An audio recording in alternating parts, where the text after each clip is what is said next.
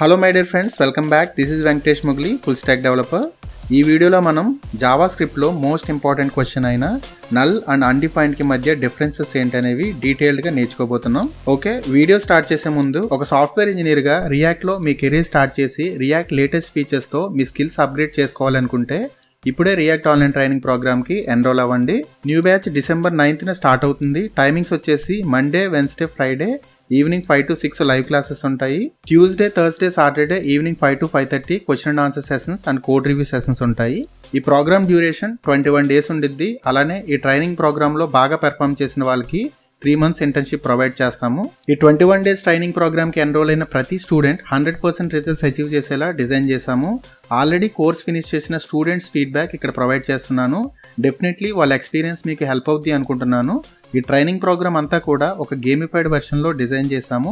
మీరు చేసే ప్రతి activity like live class attend అవ్వడం, రికార్డెడ్ లెక్చర్ వాచ్ చేయడం, ప్రాక్టీస్ టాస్క్ చేయడం, ఎక్సర్సైజ్ టాస్క్ సబ్మిట్ చేయడం, ఇంటరాక్టివ్ క్విజెస్లో పార్టిసిపేట్ చేయడం, ఇలా ప్రతి యాక్టివిటీకి స్కోర్ ఉండిద్ది. సో మీకు ఎక్కడ కూడా హార్డ్ అనిపించకుండా ఒక గేమ్ ఆడుతూ నేర్చుకుంటున్న ఫీలింగ్ వచ్చింది. దీనివల్ల ఈచ్ అండ్ ఎవ్రీ టాపిక్ కూడా ఇన్డెప్త్ క్వాలిటీతో నేర్చుకోగలుగుతారు. దాని రిజల్ట్సే ఇక్కడ నేను ప్రొవైడ్ చేసిన ఈ leader board scores and react లో వాళ్ళు గెయిన్ చేసిన skills, confidence, internship and job opportunities. ఈ ప్రోగ్రామ్ లో జాయిన్ అయిన ఏ స్టూడెంట్ ని అడిగినా రియాక్ట్ లో అస్సలు తగ్గేదేలే అంటారు. సో ఒకవేళ మీరు కానీ మీ ఫ్రెండ్స్ అండ్ ఫ్యామిలీ మెంబర్స్ లో ఎవరైనా రియాక్ట్ లో ఎక్స్పర్ట్ అవ్వాలనుకుంటే ఇప్పుడే ఇక్కడ ఇచ్చిన లింక్ ని యాక్సెస్ చేసి రియాక్ట్ ఆన్లైన్ ట్రైనింగ్ ప్రోగ్రామ్ కి ఎన్రోల్ అవ్వండి. అలానే సేమ్ లింక్ కింద డిస్క్రిప్షన్ లో కూడా ఇస్తాను. మీ ఫ్రెండ్స్ అండ్ ఫ్యామిలీ మెంబర్స్ కి ఎవరికి హెల్ప్ఫుల్ అవుద్ది అనుకున్నా ఖచ్చితంగా షేర్ చేయండి. ఓకే, ఇంకా వీడియో స్టార్ట్ చేద్దాం. Let's get started.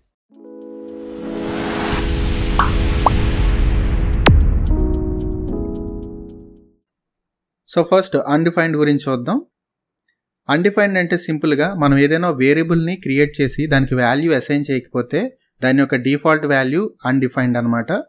సో దీనికి ఎగ్జాంపుల్ ఇక్కడ చూడొచ్చు. లెట్ నేమ్ అని చెప్పేసి మనం ఒక వేరియబుల్ని క్రియేట్ చేసాం, దానికి వాల్యూని అసైన్ చేయలేదు. ఇలా వాల్యూ అసైన్ చేయకపోతే డిఫాల్ట్గా జావాస్క్రిప్ట్లో దీని యొక్క వాల్యూ అన్డిఫైన్డ్ అనమాట. సో దీన్ని మనం ప్రాక్టికల్గా చూద్దాం. ఎగ్జాంపుల్కి లెట్ నేమ్ అని చెప్పేసి ఇక్కడ బ్రౌజర్ కన్సోల్లో రాస్తున్నాను. సో దీన్ని మనం ప్రింట్ చేస్తే నేమ్ యొక్క వాల్యూ వచ్చేసి అన్డిఫైన్డ్ అని చెప్పేసి ఉండిద్ది. సో ఇది బై డిఫాల్ట్ జావాస్క్రిప్ట్ అనేది అసైన్ చేసిద్ది. నెక్స్ట్ ఏదైనా ఒక ఆబ్జెక్ట్లో లేని ప్రాపర్టీని మనం యాక్సెస్ చేస్తున్నప్పుడు దాని యొక్క వాల్యూ అన్డిఫైన్డ్ అనమాట.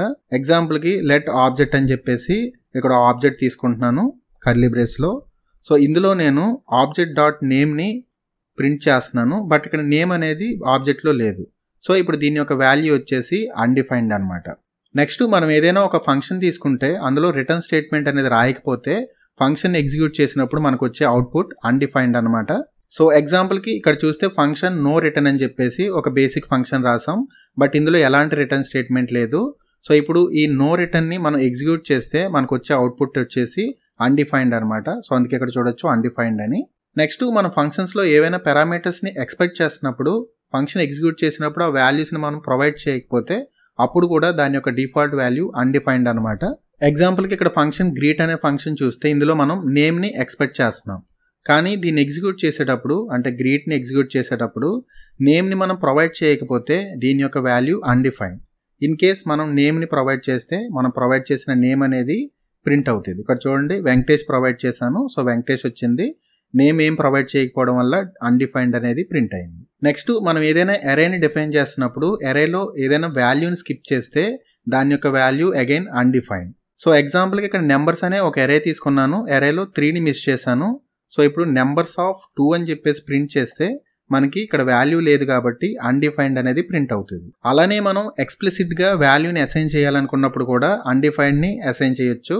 సో ఎగ్జాంపుల్కి లెట్ వై అని చెప్పేసి ఇక్కడ అన్డిఫైన్డ్ అని వాల్యూ కింద మనం ఇస్తే ఈ వై యొక్క వాల్యూ కూడా అగైన్ అన్డిఫైన్డ్ అనమాట.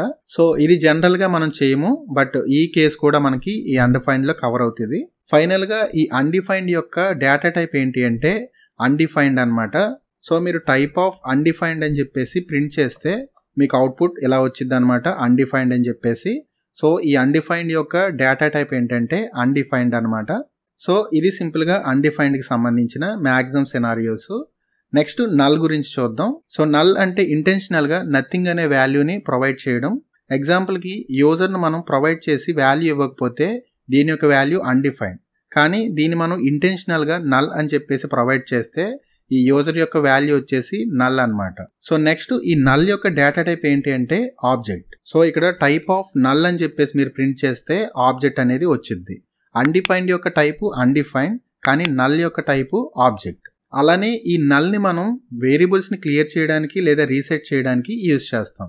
ఎగ్జాంపుల్ కి ఇక్కడ యూజర్ తీసుకుంటే యూజర్ డిఫాల్ట్ వాల్యూ ఇక్కడ అలైస్ అని ప్రొవైడ్ చేసాం.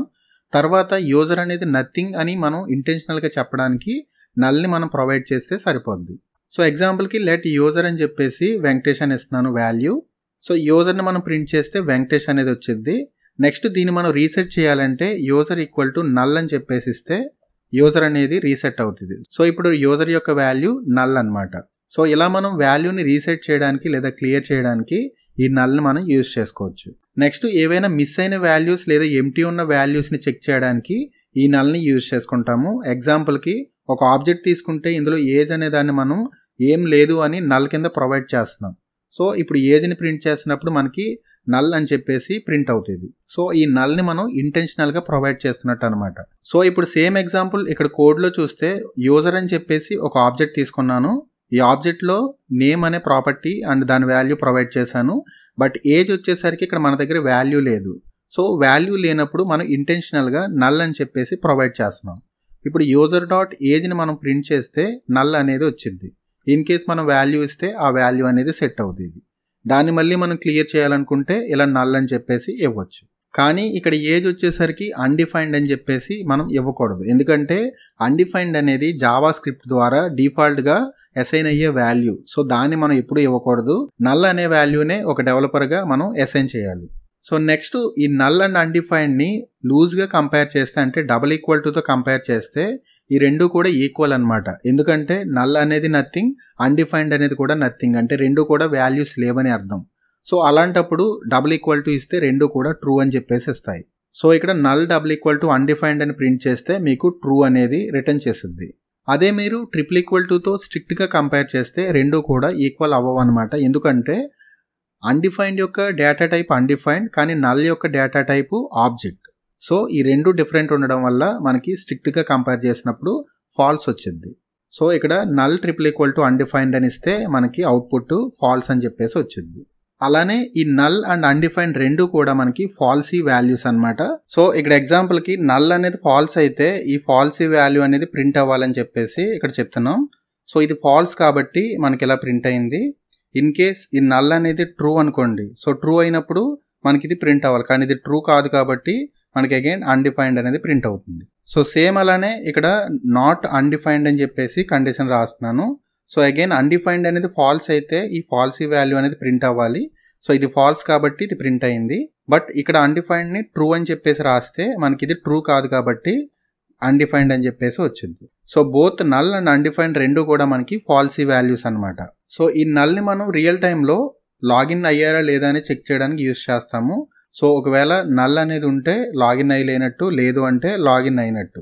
ఒకవేళ మనం ఇక్కడ నల్ అనేది ఇంటెన్షనల్ గా ప్రొవైడ్ చేయకపోతే డిఫాల్ట్ గా అన్డిఫైన్డ్ అనేది వచ్చింది. అప్పుడు కండిషన్ మనం user triple equal to undefined అని చేంజ్ చేస్తాము. బట్ రిమైనింగ్ లాజిక్ అంతా సేమ్ గా ఉండిద్ది.